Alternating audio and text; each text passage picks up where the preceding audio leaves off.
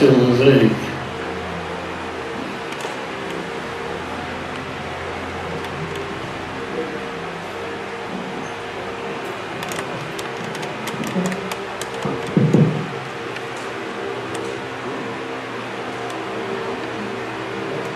Queridos irmãos, uma boa noite. É sempre uma alegria imensa estarmos reunidos em nome de Jesus para discorrermos sobre esta doutrina que a cada dia vai colocando suas sementes para que floresça em todos nós, para que possamos eliminar nossas fragrâncias espirituais.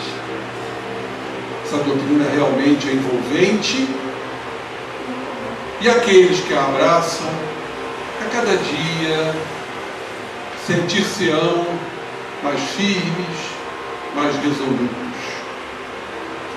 Hoje nós vamos trazer aqui um tema para nós compreendermos 3 significados que para algumas pessoas são como que sinônimos ou sinônimas palavras: compaixão, misericórdia e piedade.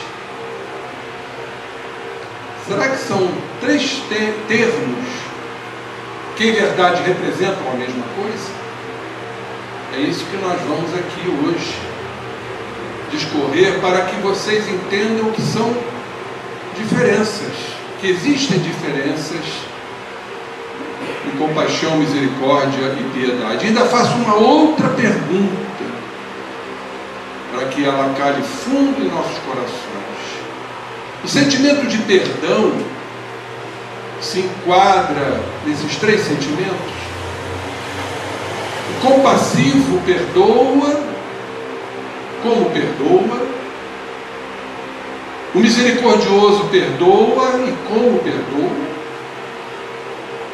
E aquele que tem a piedade, o apiedado, também perdoa.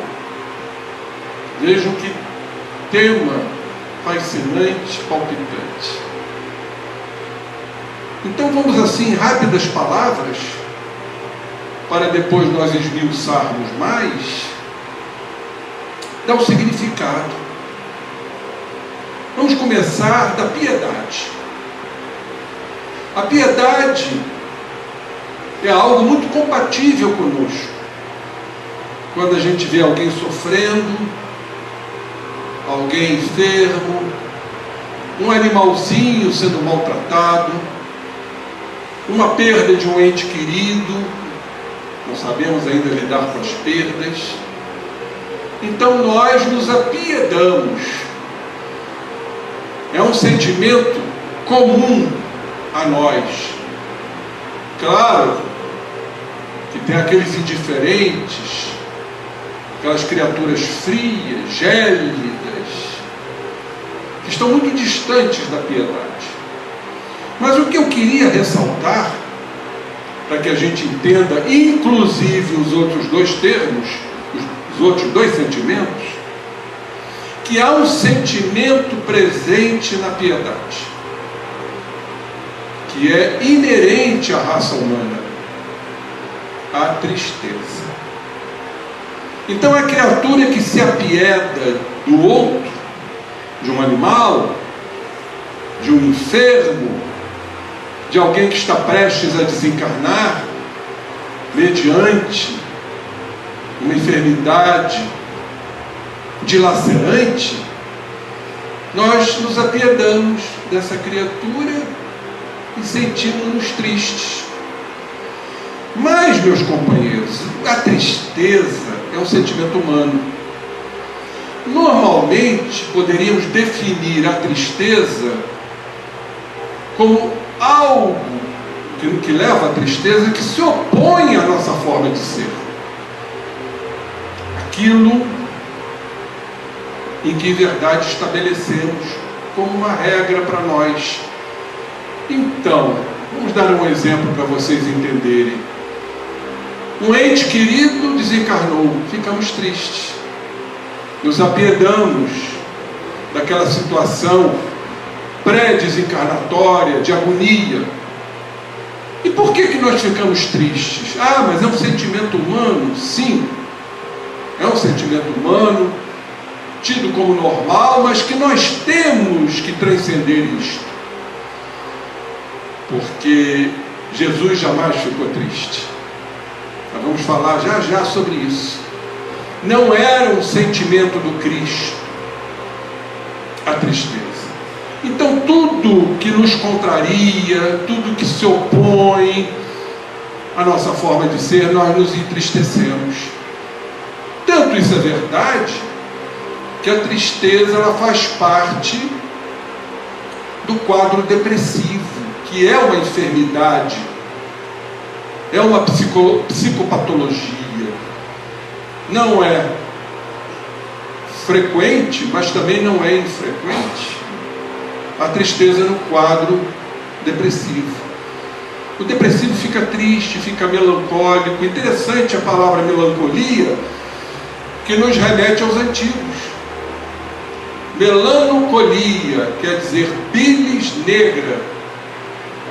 Eles atribuíam o quadro depressivo à formação de uma bilis negra. Bilis, que é sintetizado no fígado e é coletado na vesícula biliar. Então o depressivo ele eliminava essa bilis negra. Então a tristeza é um sentimento muito humano, de algo que contraria os nossos princípios. Ah, mas a gente viu uma criatura tão querida desencarnar e ficamos tristes, porque no fundo não queríamos que isso acontecesse. Nós queríamos a pessoa do nosso lado. Portanto, é fundamental entendermos isto. A piedade, ela traz como um atributo a tristeza. E a compaixão? Compaixão já é um degrau acima. O Cristo tinha compaixão, por isso ele não se entristecia. Porque a compaixão, ela depende fundamentalmente da compreensão. Então, se estamos vendo uma criatura desencarnar, até uma criatura maltratar um animal, a compaixão significa compreender aquilo, não é difícil? Compreender o estágio daquela criatura que está maltratando um animal. Compreender que a desencarnação faz parte das leis divinas. Essa é a compaixão. É o grau de compreensão, inclusive das nossas desventuras, dos nossos infortúnios, que poderíamos chamar de autocompaixão. Que significa verdadeiramente, se eu estou passando por uma dificuldade emocional, se estou vivenciando um trauma, mas se eu compreendo a raiz desse trauma, eu me autocompadeço, porque eu compreendo verdadeiramente. Nós espíritas, para nós espíritas, fica muito mais fácil, compreendendo a lei de causa e efeito, a lei de ação e reação, os dramas que passamos na existência. Automaticamente o espírito já pensa no passado, naquilo que cometemos, nos desatinos morais, para estarmos hoje sofrendo.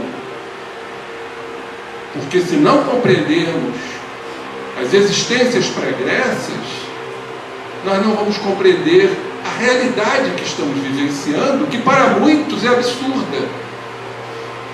Como uma criança de tenra idade desencarna com câncer? Como uma criança nasce com uma hidrocefalia? Como nasce uma criatura anencéfala, sem uma grande parte do cérebro? Onde está Deus aí? Se só existe, para muitos, uma existência só. Isso é incompatível com a lógica, incompatível com o bom senso. Agora, se compreendermos, sem nos entristecermos, a razão daquilo, nós estamos no terreno da compaixão. Porque eu entendo que esse espírito está no resgate. É um processo expiatório, doloroso, para o espírito e para os familiares. Mas eu compreendo. Se eu compreendo, eu passo, inclusive, além da compreensão, a viver o sofrimento daquela criatura. Aí entra o coração, junto com a compreensão, a cognição e o coração. Sabe o nome disso? Misericórdia. Diferente da compaixão. A misericórdia vem do latim miserere, que quer dizer compaixão. Mas, e a córdia? Córdia é coração, em latim. Então, miserere córdia, ou seja, compaixão do coração. Olha que coisa linda isso. Eu estou compreendendo a situação daquela criatura, sem me entristecer, sem me apiedar, e estou sentindo o drama, estou compartilhando aquele sofrimento. É diferente de trazermos o sofrimento alheio para dentro de nós, como se fôssemos nós. Isso em psicologia chama-se introjeção. Não, não é isso. É compartilhar o sofrimento, além de entendê-lo. Sofrer com a criatura é a prática da caridade, é a prática do amor. Então, quando falamos de misericórdia, falamos de compaixão e amor. Então, se fizermos uma escala descendente, seria misericórdia, compaixão e piedade. Eu fui buscar aqui, sou um admirador dessa criatura, e inclusive a definição dele traz uma correlação com a nossa querida Joana de Ângeles. Aliás, o tema Compaixão e Vida, que eu trouxe para vós, é do livro Jesus e Vida, pelo Espírito Joana de Ângeles, psicografia de Divaldo Franco. É um livro maravilhoso. Compaixão e Vida. É um livro para ser lido, muito bom, muito profundo. Mas em quem eu fui buscar essa definição? Eu fui buscar numa criatura chamada Dalai Lama, 14º Dalai Lama. O que quer dizer Dalai Lama? É o chefe supremo da religião budista. Na verdade, o nome dele é Tenzin Gyatso, considerado o chefe supremo hoje da religião budista.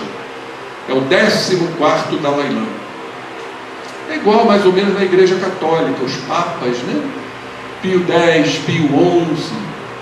Mais ou menos a hierarquia vai se sucedendo à medida que eles vão desencarnando. Pois bem, Dalai Lama nos traz a seguinte definição: a função do amor e da compaixão. Eu gostaria de explicar, diz ele, qual é a importância do amor e da compaixão. Ele não fala de misericórdia. É importante saber o que é compaixão. Algumas vezes pensamos que é pena, mas isso não é compaixão. O próprio Dalai Lama faz uma distinção entre compaixão e pena. E aqui ele diz: compaixão é um senso de preocupação. Mas mais do que isso, queridos irmãos, é a noção clara de que todos os seres têm exatamente o mesmo direito à felicidade. Então essa compreensão é que nos traz a compaixão. Então está bem claro aqui na definição de Dalai Lama da questão da compreensão. E vamos mais longe.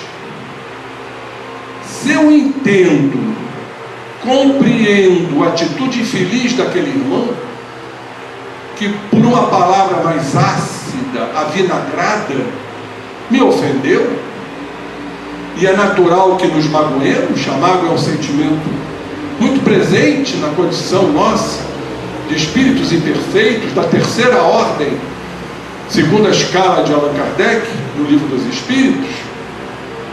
A mágoa é um sentimento comum quando somos ofendidos, por mais que estejamos muito atrelados à doutrina, é natural a mágoa. Sentimos-nos ofendidos. Mas se eu começo a compreender, eu posso até me apiedar daquela criatura por ela ter sido tão infeliz e que me pode levar a um grau de tristeza. Por isso a correlação de mágoa, tristeza e depressão. Fico deprimido, triste, melancólico por aquela criatura ter me ofendido.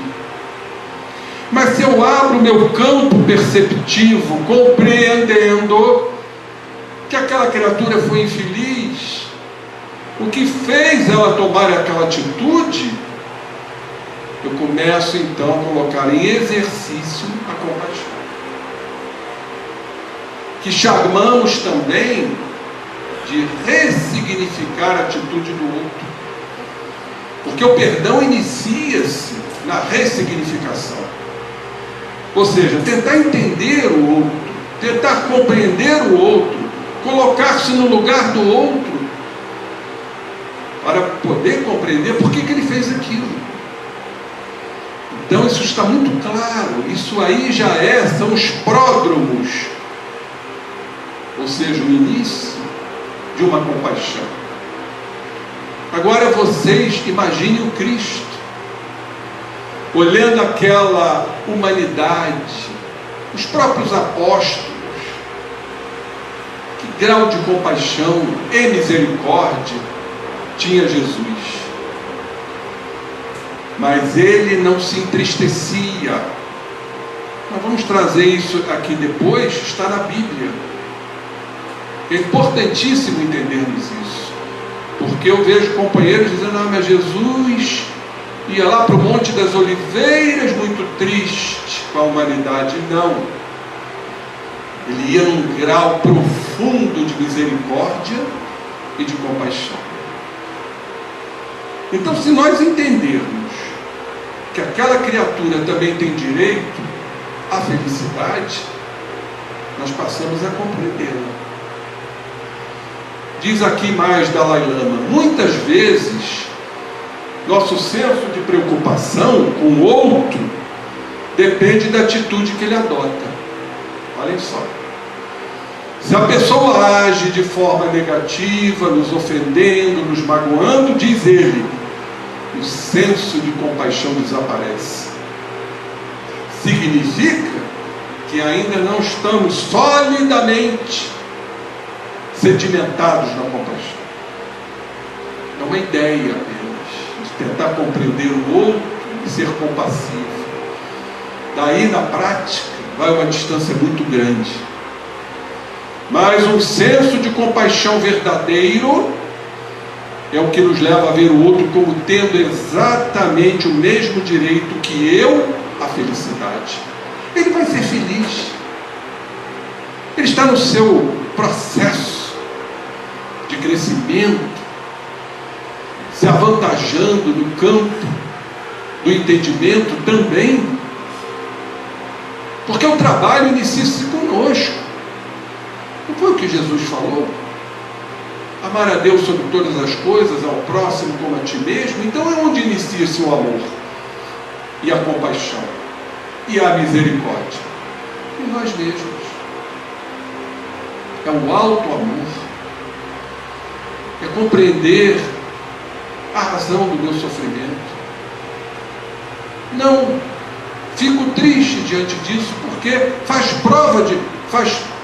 uma prova do que eu estou passando, de delitos cometidos no passado.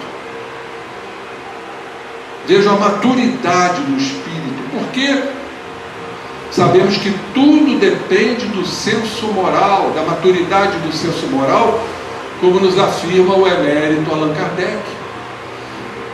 Cada espírito está na sua condição evolutiva. Não podemos exigir daquele o que ele não pode nos dar. Aí já entra também a compreensão, já entra a compaixão, já entra o perdão, até porque eu já me perdoo diante de minhas faltas. É o arrependimento para adquirir responsabilidades. Então vocês estão notando que esses sentimentos estão unificados: perdão, misericórdia, compaixão, piedade. Mas qual é o grau máximo? Aquela criatura que nós idealizamos, Jesus, governador planetário, misericordioso, compassivo, que não se entristecia diante das ofensas que ele sofreu. Não tem nada de perdoar, porque nós ainda precisamos perdoar, porque nós nos magoamos. Aonde está legitimamente o perdão? Não ter que perdoar. Como Gandhi falou, o grande Mahatma Gandhi, pacifista: eu não preciso perdoar, não fui ofendido. Mas é um grau ainda muito elevado, muito distante de nós. Diz aqui Dalai Lama: a compaixão que se assenta no apego não se sustenta. A que se baseia na compreensão da igualdade de todos os seres é desprovida de apego e é verdadeira. Nós sofremos estrondosamente pelo apego. E se somos apegados a uma ideia, a uma crença, nós vamos ter inúmeras dificuldades de perdoar, de exercer a compaixão, porque não entendemos o outro em virtude dos nossos apegos. Se há um desafio para todos nós, é trabalhar o apego em todos os seus setores. Nós temos apegos materiais. Sofremos ou não com a perda de algo que nós estimamos? Sofremos. Sofremos ou não com a perda, separação, desencarnação de um ente querido? Sofremos. Isso é apego. Se há sentimento mais genuíno, mais delicado, que abre as portas dos céus, é o sentimento de mãe. Mas, se nós analisarmos em profundidade, já que somos imperfeitos, há apego. O amor de mãe, embora abra as portas do céu, ou dos céus, como queiram, ainda está ligado ao apego. Tanto que nós utilizamos equivocadamente, eu como espírita faria um alerta à língua portuguesa, de eliminar o pronome possessivo. Ele pode existir na língua portuguesa, mas sob o ponto de vista espiritual não deveria existir, porque nada nos pertence. Então eliminaríamos o pronome possessivo, porque apego está ligado à posse. Meu filho não é teu filho. Não, ele está filho. Minha mulher não é sua mulher, está sua mulher. Estão entendendo a diferença? Porque o que é nosso, a gente não abre mão. Se é seu, você não quer perdê-lo. Por isso, um grande psicólogo francês, que eu admiro muito, Pierre Weil, ele nos diz o seguinte: a raiz de todo sofrimento humano é o apego. E toda criatura apegada sente medo, sente insegurança. De quê? De perder aquilo que ele pensa que é dele. E não é. E o medo, segundo este psicólogo, gera estresse, ansiedade, angústia e depressão. E o que fazemos compensatoriamente? Reforçamos o apego. E isso vai levar a ter mais medo, mais ansiedade, mais angústia. O que está acontecendo hoje? Transtornos da ansiedade são apegos a ideias, a crenças. Uns se apegam à guerra, ideias da guerra. Outros se apegam à economia, gerando desigualdade social. Mas vai fazer uma análise nessas criaturas, se ela no fundo não tem medo de perder aquilo que eles imaginam que sejam deles. Por isso, a compaixão, que é o grau de compreensão, não se assenta no apego. Bom, falamos do Cristo. Então nós vamos recorrer lá no Livro dos Espíritos, na segunda parte, capítulo 1 da escala espírita. É importante o estudo, meus amigos, e a análise penetrante, percussiente do significado, para a gente vencer os mitos, porque os mitos são comuns. Primeira ordem. Quem são os espíritos da primeira ordem? São os espíritos puros. O item 113 nos fala da primeira classe, que é uma classe única, classe que Jesus Cristo pertence, como outros espíritos que desconhecemos. Só conhecemos um espírito puro na nossa literatura, que é Jesus. Outros estão lá, são governadores de outros orbes. Qual só há vida aqui, nesse paupérrimo planeta? O planeta Terra é um planeta que depende do Sol, que é uma estrela de quinta grandeza.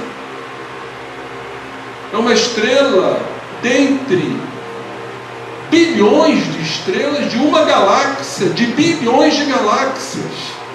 Isso que nós conhecemos. O Instituto Nacional de Pesquisas Espaciais nos traz essa estimativa. Então, será que só tem vida aqui? Será que somos tão importantes? Jesus é o governador planetário, pertencente à primeira ordem dos espíritos puros. Vamos a algumas definições. O resto vocês complementam lendo os livros dos espíritos. Olha o que Allan Kardec nos traz. Esses, prestemos atenção, gozam de inalterável felicidade.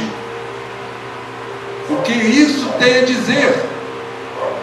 A felicidade dos espíritos puros, como a de Jesus, é de inalterável condição. Não se altera. Não tem espaços e atos para que haja a intromissão da tristeza. É automático. Então Jesus, diante do sofrimento alheio, era feliz? Era. Como pode? Como a nossa cabeça é mesquinha, pequenininha, de entender que Jesus Cristo, diante do sofrimento alheio, era feliz? Porque está claro, inalterável felicidade, não tinha espaço para tristeza. Mas por que ele era feliz?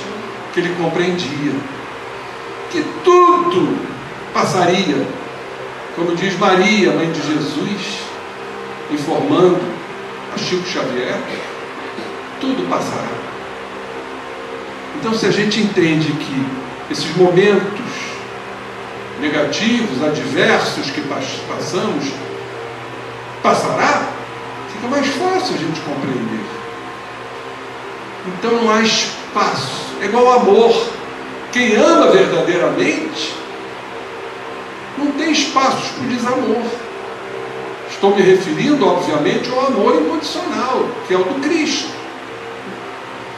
E por que esses espíritos gozam de inalterável felicidade? Os puros.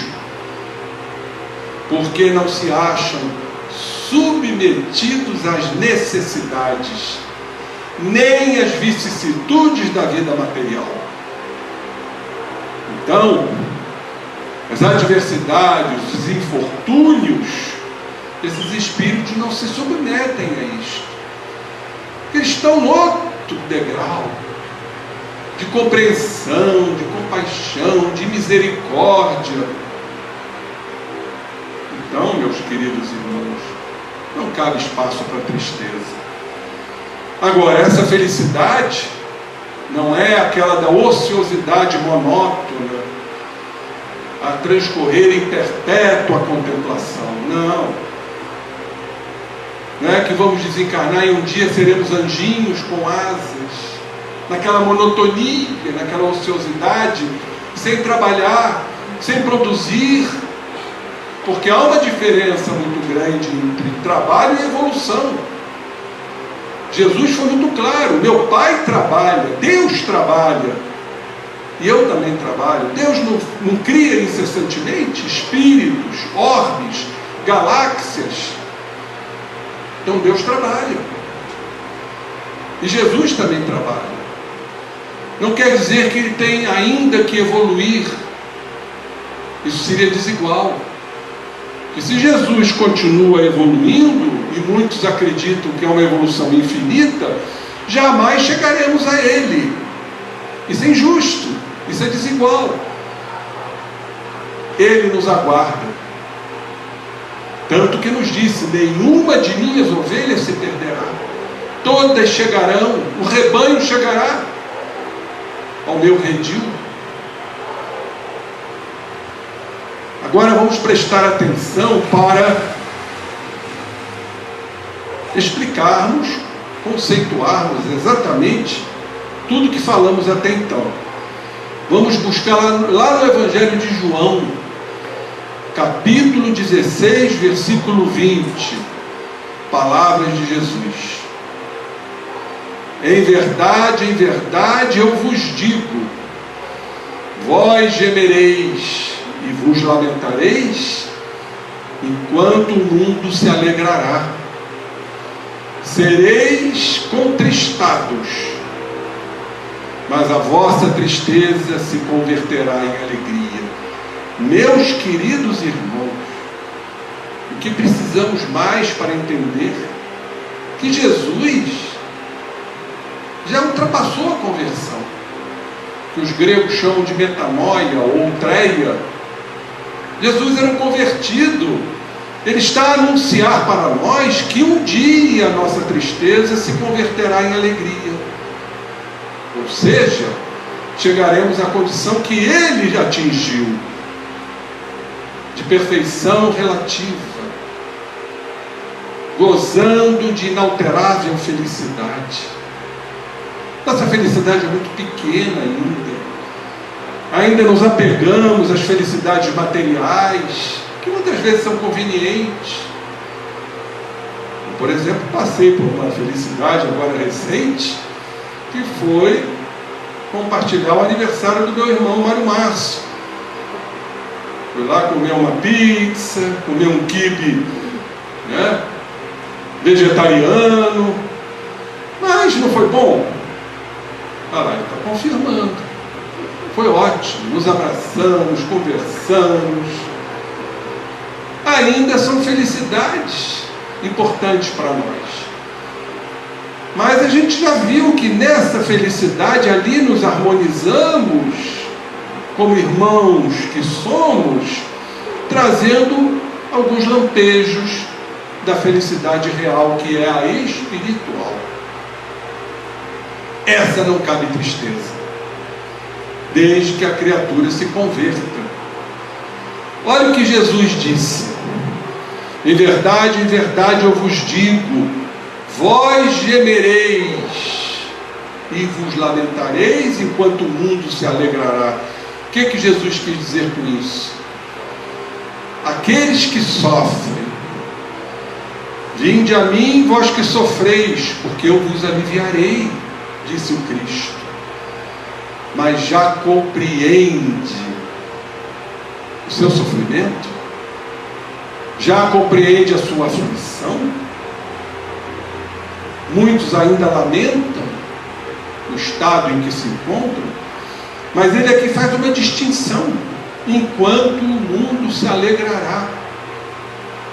São aqueles ainda apegados aos prazeres mundanos, à porta larga, dos prazeres, das prerrogativas, dos indiferentes, de viver a cada momento o prazer que se esfuma. Daí a inconsistência desses irmãos em buscar mais prazer. Não é assim que acontece com o viciado. Ele usa a droga perde o seu teor, aí ele tem que usar mais droga para voltar a ter o prazer. E os prazeres mundanos são drogas, porque elas nos viciam, sejam eles quais forem. Então esses são aqueles que se alegram, mas é uma alegria falsa, é uma falácia, porque interiormente são tristes, porque a alma não está se plenificando, a alma não está se preenchendo. Vai preencher aqueles que estão gemendo, e principalmente aqueles que gemem e já compreendem a razão desse gemido ou desses gemidos. Jesus diz aqui: sereis contristados. O que é uma contristação? É uma aflição que todos nós passamos pelo estágio imperfeito de ser. Mas, meus irmãos, Jesus traz aqui o bálsamo, perfumando nossas ideias e nossos corações. A vossa tristeza se converterá em alegria. E no Evangelho de João, logo a seguir, 16, 22, Jesus aqui nos fala: assim também vós estáis agora na tristeza. Ainda precisamos nos apiedar, nos entristecer conosco, com o outro, mas eu vos verei de novo. O que Jesus quis dizer com isso? É quando alcançarmos outros degraus. Por isso Jesus diz: eu vos verei de novo. É quando já estivermos no terreno da compaixão, da compreensão, sem nos entristecermos diante de uma perda. Ele diz aqui: o vosso coração então se alegrará, não cabe lugar à tristeza. E diz mais Jesus: essa alegria ninguém vos arrebatará. Ninguém tira o gozo de espíritos felizes, porque eles são felizes, simplesmente felizes. Quem é, é. Quem não é, não é. Aí eu trouxe aqui para nós arrematarmos a nossa apresentação, que eu recomendo, algo muito lindo. Eu só trouxe aqui alguns trechos desse livro. É um livro chamado Compaixão, pelo Espírito Emmanuel, psicografia do nosso amado Chico Xavier. É um livro só sobre compaixão. Não sei se tem na biblioteca, se não tiver, hoje tem o Google. Vamos prestar atenção. Eu só coletei alguns trechos. Diz Emmanuel: compadece-te dos animais, eles te auxiliam a viver. A abelha faz o mel e a vaca oferta o leite. Compadecermos-nos dos animais que nos auxiliam a viver. Então, não é se apiedar dos animais, nos entristecermos, é compreendê-los. Isso é compaixão. Eles estão aqui, no seu processo evolutivo, no reino animal, e nos auxiliando a viver. A abelha fazendo mel e a vaca nos ofertando leite. Compadece-te da própria família, ainda mesmo que encontre junto aos entes amados, aqueles que não se afinam contigo. A família é o grupo em que nasceste, para auxiliar a ser auxiliado. Meu Deus, isso aqui dá para fazer um seminário. Família, o cadinho do lar. Cadinho é aquele recipiente onde se fazem combinações químicas em altíssimas temperaturas. É onde tudo ferve, é dentro do lar. Compadecer-te significa entender a família, o grau que eles se encontram, perdoá-los ante as ofensas. Então, a compaixão aqui nesse sentido de compreendê-los, mesmo que eles não se afinem contigo, porque graças à família que nós estamos aqui, graças à família. E aqui eu acrescentei junto à família: compadece-te de tua mãe,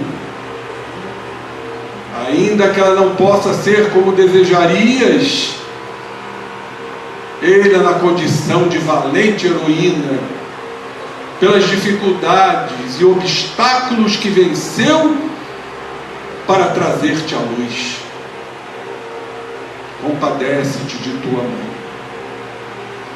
Nem sempre a mãe é como a gente quer. Ela de repente não dita, ou melhor, não comunga com a tua ideia. São espíritos diferentes. Mas se a gente entender, compreender e até perdoar, que graças a ela nós estamos aqui. Vocês têm ideia do processo encarnatório? Eu venho fazendo aprofundamentos nesse estudo. A fecundação começa no mundo espiritual. André Luiz nos coloca isso com um brilhantismo incomparável. É algo que me emociona, me lembrando de Raquel abraçando Segismundo e André Luiz a nos dizer, é como se fosse a haste e a flor, tal grau de interpenetração que existe com a futura mãe e o futuro encarnante. Tem que haver isso fluidicamente. Por isso não cabe ao espírita falar em gravidez indesejável, porque não existe. Ela pode, a mãe, se recusar depois, falir ao compromisso adquirido no mundo espiritual. Mas para haver a concepção, a união do óvulo com o espermatozoide, tem que haver uma finização que não é na Terra, no mundo espiritual. E não é fácil. Leiam e releiam a reencarnação do Missionários da Luz, que é algo extraordinário. Por isso houve uma aquiescência dessa mãe em receber esse futuro encarnante. Por isso, ao olharmos as mães que nem sempre estão de acordo com a nossa forma de ser, vamos compreendê-las, porque ela foi uma heroína. Compadece-te de tua filha, por traumas de passadas existências. É possível que ela te dê problema e preocupação. Abençoa-lhe a presença. Tua filha vem de Deus. É um espírito que está vindo. É um espírito que está vindo para cumprir a sua missão, seu objetivo. E certamente, meus queridos irmãos, por sermos ainda imperfeitos, os lares, em linhas gerais, são compostos por espíritos em processo de desafeição. São desafetos. São os adversários do passado. Vejam a beleza, a excelsitude da lei de Deus. Espíritos que vão encarnar no mesmo lar, através da parentela consanguínea, para que a gente se ame. Embora um e o outro tenham se trucidado no passado. Esse Deus é maravilhoso. E a gente não se lembra. Apenas sentimos um repúdio, uma antipatia, que ocorre com muita frequência nos lares. São os traumas de passadas existências. E as técnicas de regressão de memória vêm nos mostrando isso. Então, mesmo que a filha te dê preocupação, problema, vamos abençoá-la. Ela vem de Deus.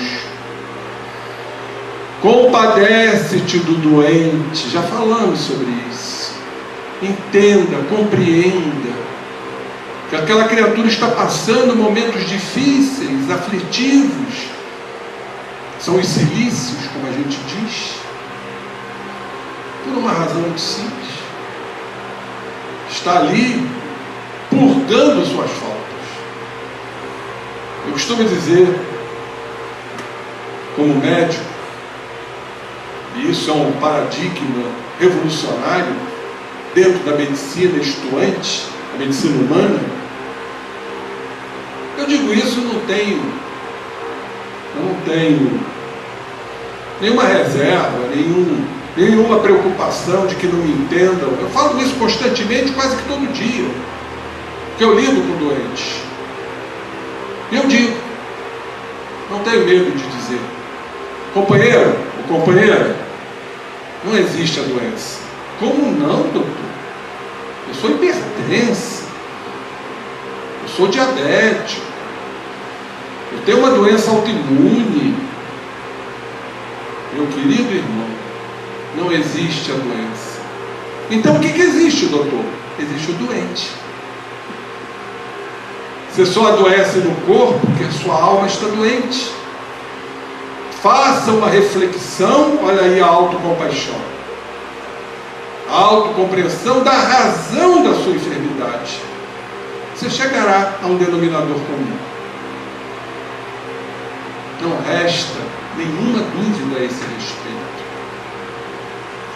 Mágoas são extremamente corrosivas para a arquitetura celular.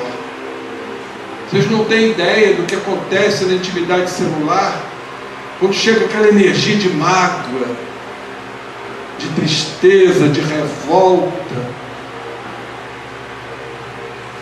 O câncer está intimamente atrelado aos processos de mágoa. Hoje eu vi um caso desses. O câncer de mama. A criatura já tem 5 anos, que fez a mastectomia. Eu toquei nesse ponto e ela concordou. Realmente eu tive uma grande mágoa. Compadece-te do doente, diz o nosso querido Emmanuel. Provavelmente estará ele impaciente e nervoso, revoltado, porque não compreende, porque não tem autocompaixão. Mas cabe a nós, os companheiros, infundirem isso no companheiro. Claro, com palavras doces, sublimes, meu irmão. Isso tudo é para que você possa superar as suas dificuldades. Deus está no comando, a gente diz isso muito, mas Deus está no comando. Então, normalmente ele se encontra impaciente e nervoso. Olhem só o que diz Emmanuel: auxilia-o com entendimento e compreensão, compaixão. Não sabes se amanhã serás um enfermo com necessidade semelhante. Ainda tem isso. Amanhã estaremos no lugar dele. E será que nós saberemos enfrentar também? Compadece-te dos errados. Como é difícil isso, né? Guarda a certeza de que Deus te permite errar, para depois acertar, a fim de que reconheças a tua fraqueza e imperfeição. A autocompaixão. O autoconhecimento é um processo de autocompaixão. Porque se eu me conheço minhas sombras, minhas distonias, minhas deformidades, se eu as compreendo e já trabalho no processo de transformação, o que eu estou fazendo comigo? Autocompaixão. E se entra o meu sentimento de auto-amor, eu estou sendo auto-misericordioso. Olha que interessante. E muitos pensam que a misericórdia é só com o outro. Não, é conosco mesmo. Nem todos os errados possuem consciência do que fazem. Por isso temos que compreender, auxiliá-lo e até perdoá-lo caso este errado, este equivocado me ofenda. Perdão. Lembra-te dos momentos em que te desequilibras sem querer. Quantas vezes nos desequilibramos? E para encerrarmos aqui, uma frase de Joana de Ângeles. Guardemos o significado. Exatamente o que falamos até então. A compaixão, meus irmãos, é sentimento de nobreza, que deve permanecer na criatura humana, diz Joana de Ângeles, em face da imensa necessidade existente em relação à compreensão dos problemas e dificuldades das demais pessoas, atormentadas, infelizes, transitando entre revoltas e desaires. Portanto, sabemos o quão difícil é alcançarmos essa compaixão, mas tudo pode ser treinado, tudo pode ser adestrado. Cabe a todos nós e não nos deixarmos envolver pelos nossos caprichos e as nossas mesquinhezes, porque assim normalmente o somos. É trabalhar a compreensão do outro como outro e não como projeção de nós mesmos, o que fazemos constantemente. O que mais a criatura faz é projetar as suas sombras, que ele não as deseja, no outro. Temos que eleger um culpado, temos que eleger um bode expiatório, temos que escolher um vilão, porque em verdade o que mais nos satisfaz, equivocadamente, é sermos vítimas. Se eu sou vítima, eu não sou culpado, por que vou mudar? Compaixão, meus queridos irmãos, é um sentimento cognitivo de compreensão, para que possamos entender tudo que foi falado aqui. E aí então vamos vencendo aquelas etapas da piedade, da tristeza, da melancolia, do luto, da depressão, das enfermidades chamadas de psicopatológicas. Que Jesus nos abençoe, queridos irmãos. Essa beleza doutrinária que nos traz tantos ensinamentos. E como ele disse, frase costumeira de Jesus aonde chegava, a nos apontar a compaixão, a misericórdia. Daí ele ter dito, que a paz esteja convosco e que a paz esteja conosco. Muita paz.